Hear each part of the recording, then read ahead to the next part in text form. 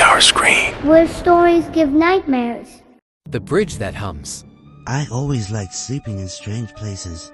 As a kid, I'd build pillow forts in the attic or nap under the porch just to feel something different.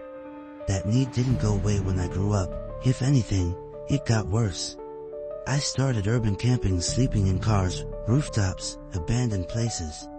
But the one night I'll never forget was the night I slept near the Bunnyman Bridge. Most people around Fairfax County, Virginia, know the legend. A guy in a bunny costume who attacks people with an axe. Sounds ridiculous, right? A Halloween myth. But the older stories are worse.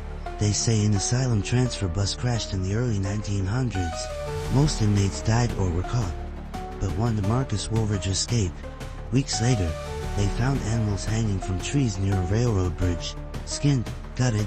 The newspapers called the killer the Bunnyman after an inmate's blood-stained hospital gown was found tangled in rabbit fur. I didn't believe it. I just thought it would be cool content. Sleep near the bridge, film a reaction vlog. Maybe fake some spooky sounds. I'd done worse, so I went alone. It was colder than I expected. The air was damp and thick with the scent of moss and iron.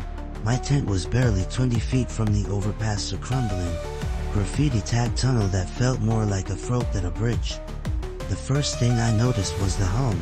It wasn't loud, just a low, constant vibration, like something breathing beneath the ground. I figured it was the train tracks. I set up my gear, camera, night vision, EMF meter, all the usual theatrics. I recorded my intro, laughed at the old stories, and settled into my sleeping bag with my flashlight and a thermos of coffee.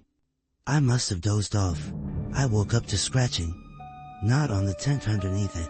Something moving beneath the fabric, brushing against the floor. I held my breath. Scratch, pulse, scratch, scratch.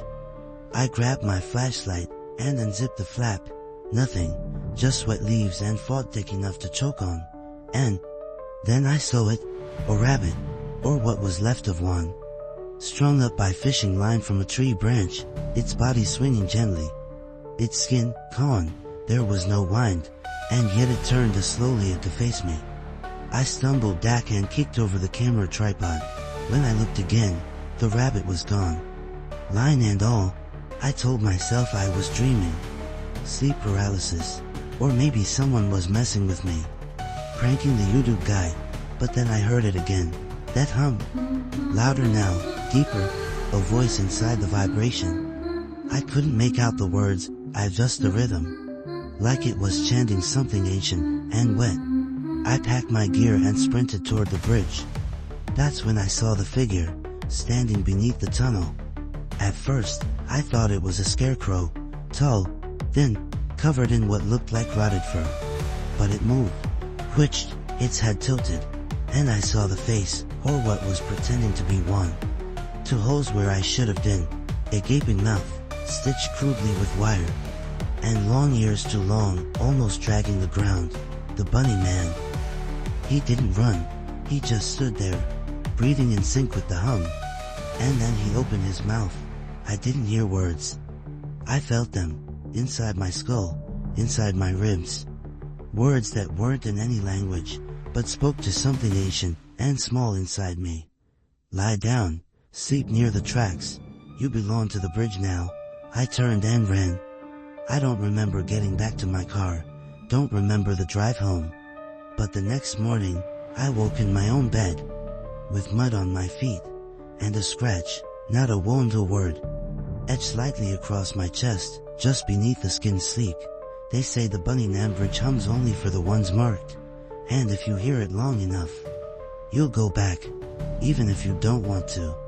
I haven't slept through the night in weeks, not because I'm scared, because every time I start to drift off, I hear him whisper, lie down, sleep near the tracks, and I don't think I'll be able to fight it much longer.